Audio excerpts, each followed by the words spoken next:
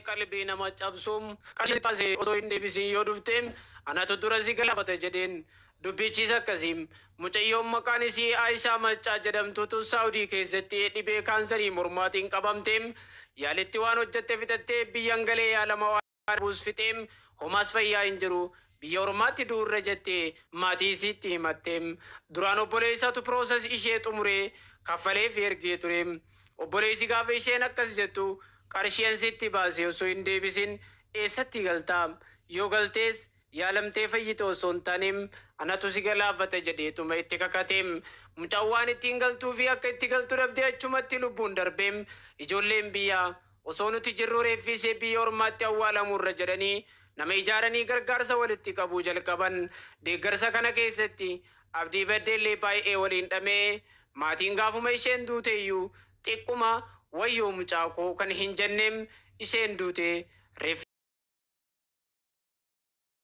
Raajabummaa akkanaa waaqayyo isinaa oolchuu obboleessi maallaqa anitti si ergee osoo hin deebisin biyya kanatti has hin deebiin jedheen jechaadha. Ashamaa akkam jirtu hordoftoonni seenaa ta'uu nagaa waaqayyo isiniif haa baay'atu akkam isaati kana keessanii nagaa keessanii warroon amantaan biraas assalaamu alaykum isiniin jedhee tanan jira nagaa keessanii hundumti keessaniyyuu ani nagaa kooti video kana jalqabaa kaasan like subscribe gochuu hin dagatinaa isiniin jedha egaa har'a waan xiqqooshii laphee nama cabsu egaa keenya rakkinni hin dhumu guyyaa guyyaadhaan waanuma addaa jechaadha rakkinni shamarran biyya arabaa takka dhumeellee hin beeku guyyaa tokko kan keenya gammachuun hin jiru jechaadha osoo hojjennu osoo xaarru keenya rakkoodhumatu deema yeroo mara jechaadha har'a maal jechuun dhufe micayyoon kun Hashaa jedhamti akkuma nam tokko akkuma hanaafsi hojjechuudhaaf gara biyya Suudi Arabiyaa deemte jirti jechaadha egaa achitti kaansarii mormaatiin qabamtee yeroo qabamtutti obboleessi ishii ittiin na dhukkubaa jira gara biyya galuufani jechaani turte jechaadha eessatti dhuftaa maallaqa nani itti si ergee egaa hundumti keenya iyyuu of dandeenyee biyya keenya hin baane yookiin abbaa keenya yookiin obbolaa keenya qarshii isaaniitiin nu ergan jecha haa ta'uyyuu malee waaqayyoo gara jabummaa akkana isin haa baasu isiniin jedha obboloota koo eessatti dhuftaa osoo qarshiin ani itti si erge osoo hin deebisin eessatti dhuftaa yoo dhufte iyyuu immoo lubbuu keenya tasitti baasaa jedheen egaa obboloota koo micayyoon kun yaala dhabuudhaan lubbuu ishee Suudi Arabiyaa keessatti darbe jechaadha gaafa darbu egaa micayyoo obboleettii isaarra yookiin maatiisaa maallaqa irra jaalatan jechaadha egaa gaafa micayyoo kana mucaan ollaashii tokko reeffa ishee kana gara biyyaa galchuu micayyoo kana gargaaranii jechaadha gargaarsa ijoolleen reeffi ishee akkamitti asitti hafaa osoo nuti biyya kana jirru jedhanii ijoolleen maallaqa walitti funaananii reeffa ishee kana gara biyyaa galchan jechaadha gaafa gara biyyaa galchanii namni ayii jedhan jiru jedhan uffanni ishee shanxaa meeqatu dhufe silkii ishee ayfooniidhaa maallaqi walitti ijoolleen guuranoo ammamiitu raafe isa yaafatu jechaadha dhugaa dubbachuu fi viidiyoo kana argee durma tokko na gaddisiise anoo boru maalan ta'a too maal taata boru egaa ammana edaa namni maatiin keenya yookiis immoo obbolaan keenya maallaqaa fi akkas wanta ati yaaddu waan baay'ee jira sii gale egaa micayyoo kana micayyoon kun odoo carraashii ta'uu baachee hojjetattee maallaqa obboleessa ishee sanis yookiin maatii ishee sanis deebisuu hin dandeessi jechaadha garuu rabbirraa dhufe waan rabbirraa dhufe immoo homaa gochuu hin dandeessu. Mucayyoon kun lubbuudhaan dabarte maallaqa sanis deebisuuf hin dandeenye. Garuu maallaqa yoo fayyaa qabaatan obboleessis maatiinis mucayyoo kana deebi'anii argachuu hin danda'anii. Mucaan gara reeffaa biyyaa galchee baay'ee tokko rifadhee maatishiis ta'ee obbolaashis ta'ee namni hayii jedhe hin jiru. Wanta asii dhufee shanxaa shammamii maallaqirraa afee hammamii wantoota garaagaraa jedhanii egaa dhuguma yoo dubbanne nama gaddisiisa jechaadha. Baay'uma garaa nama nyaata obboloota koo. Egaa gaafa mucayyoon kun duutee dhaga'anii mucaan hollaashisu maallaqa walitti guuree reeffa ishee gara biyyaa gaafa galchuu dhaga'anii mucayyoon achumatti haawwalamtu maallaqa walitti guurta sannaaf ergaayee ittiin hamba jaajii bitadhaa jedhee dubbatee jira obboleessi jechaadha. Gaafa kana dubbatan baay'eedhuma rifatanii mucayyoon kun gara reeffi ishee gara biyyaa gaafa galu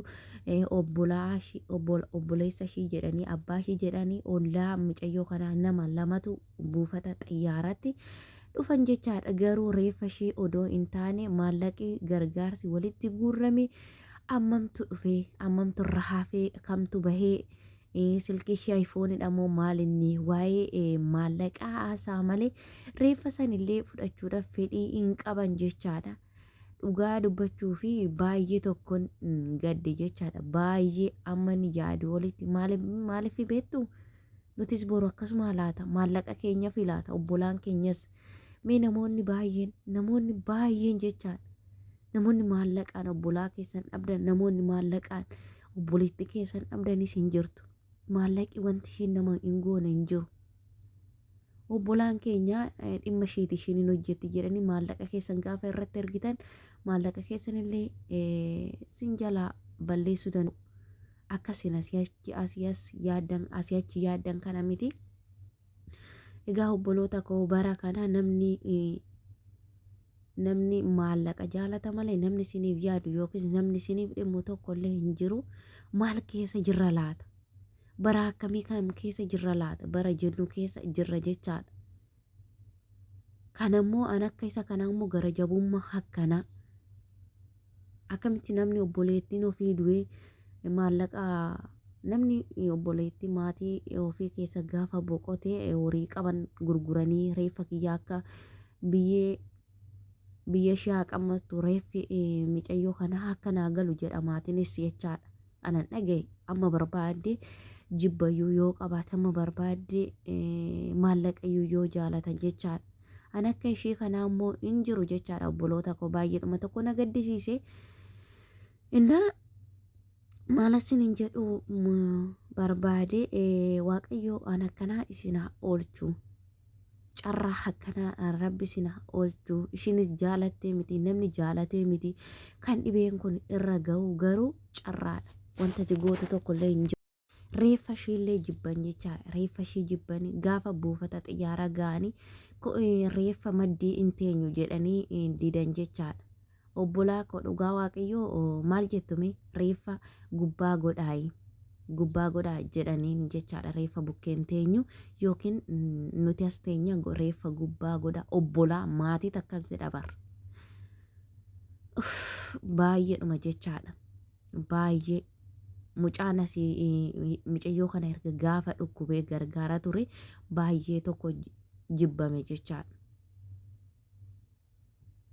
Obboleessa akkasii rabbi isiniif hin kennini. Baay'ee dhugaa waaqayyoo. Haala kam keessattiyyuu fira jettanii obbolaa jettanii of eeggannoo godhaa isiniin jedha. Waa'ee mucayyoo kana hedduudhuma natti eenyu jedhe jechaadha. Egaa obboloota koo maallaqa walitti funaannamellee hubachiisuudhaaf jechaadha. Maallaqa walitti guurramee ammana akkasii kanammoo ammanan baasennaan isaan kanirraa hafee 30,000 maatii ishiitti kenne jechaadha. Gaafa maatiitti kennanii reeffa gubbaatti ol darbanii isaan gabbiina ta'anii akka mucaan dubbatetti gabbiina ta'anii caatii isaanii bitatanii muuziqaa bananii jechaadha caafaraa deemu baay'eedhuma tokko rifadhee jedhee mucaan kana dubbate. Egaa maatiin keenya baadiyyaa gara laafessaa jenna jechaadha hundumti keenya iyyuu isa kaan irratti amma ta'e maatiiyyuu osoo ta'uu baate jechaadha reeffumti gaafa karaatti isinitti dhufe imimmaantu isin qaba jechaadha. Egaa kanammoo maatiin akkasii hin jiru wanta jedhan tokko obboloota koo dhugaa dubbachuuf kanarraa waan baay'ee akka baratan abdiin qaba. Egaa agama akka isin of qabdanii jireenya keessan jiraattan illee sin barsiisa jechaadha. Maatiin akkasii Itoophiyaa keessa yookiin Oromiyaa keessa gara jabummaan akkasii hin jiraa amma jettutti sin geessa jechaadha. Dhugaa dubbachuuf mee obboloota koo dhuguma isinitti fakkaata ani amanuu hin dandeenye ofii kooti jechaadha. Maaliifii maatiin akkasii ishee obbolaan haa ta'u haadhi kee abbaan kee akkas maallaqaaf garaa sitti jabaatu naa fidaa bakka nan awwaaladhaa jedhu anan beeku jechaadha. Maatii nan beeka sila ta'eef bakka erga lubbuu ishee dabartee naa fidaa nan awwaaladhaa rakkoo hin qabu jedhama jechaadha. Innaa baay'eedhuma tokko ulfaata isiniin jedha obboloota kooyi amma yaa carraa dubartii biyya Arabaa adaraa keessan ana abaluu na jaalata ana maatiin koo na jaalata ana obbolaan koo na jaalata obbolaa koo obboleessi koo akkasin godhu eenyumiyyuu alagaa inni fira kooti maallaqa koo akkas naa gochaa jira in jedhina kunoo jiraa ishee jibbanii du'aa ishee illee jibban jechaadha. Maaliifii maallaa hojjettee dhumte akiiti baadiyyaatti maallaqa akka ulfaatu nan beeka garuu immoo mucayyoo kanarra hin caalu maallaqa jechaadha. Hin caalu nama waan taateef hin caalu. 30 jechuun baadiyyaatti ni ulfaata an ittiin dhufan jechaadha yookiin 60 kana mucayyoo kana hin caaltu jechaadha. Eenyu akka amantee eenyu akka dhiiftu si wallaalchisa. Bara akkamii keessa akka jirru si sodaachisa dhugaa dubbachuuf. Waan balaa tasaa akkanaa sinaa oolchu maatii akkanaa garaa jabeeyyii keessa dhalachuurra afuu namaa wayya dhugaa waaqayyoo jechaadha. Obbolaa dhiisi haadhaaf abbaa akkanii afuu si wayya dhugaa waaqayyoo. Innaa sinillee bakka jirtanitti of eeggannaa godhaayi fira kiyyaa abbaa kiyya obboleessa kiyya ara inni akkasin godhu obboleessi koo odoo hin jenne of eeggannoo godhaa. Amma fayyaa qabdanitti isin jaalatu maatiin kee. Innaa obboloota koo ofii yaadaa isiniin jechuun barbaada. Innaa eenyutu nuuf yaada eenyutu nuuf hin yaadne maallaqa keenya irratti jiraa irratti jiraa keenyatti kan nu jibbani amma nuti nagaa qabnutti amma nuti fayyaa qabnutti amma nuti fayyaa qabnutti nu jaalatu jechaadha. Gaafa 2-3 gaafa nu yaalani dhimma ishee taabboo nuun jedhu jechaadha. Garuu rabbiin keessan kadhadhaa bakka jirtanitti nagaa kadhaa isiniin jedha. Waaqayyo bakka jirtanitti sinaa eeguu jaalatanii miti namni kan dhibee akkasii hawwuu isiniin jedha obboloota kooyi. Dhugaa baay'eedhuma gara na nyaate isiniin jedha. Viidiyoo kanarraa akka waan baay'ee barattanii abdiin qaba isiniin jedha. Jalqabaa kaastanii aga kanatti warri na hordoftan guddaa galatoomaa kabajamaa isin jechuun barbaada. Viidiyoo biraatiin amma walitti deebinutti nagaan naan turaa. Like, subscribe gochuun dagatinaa obboloota koo.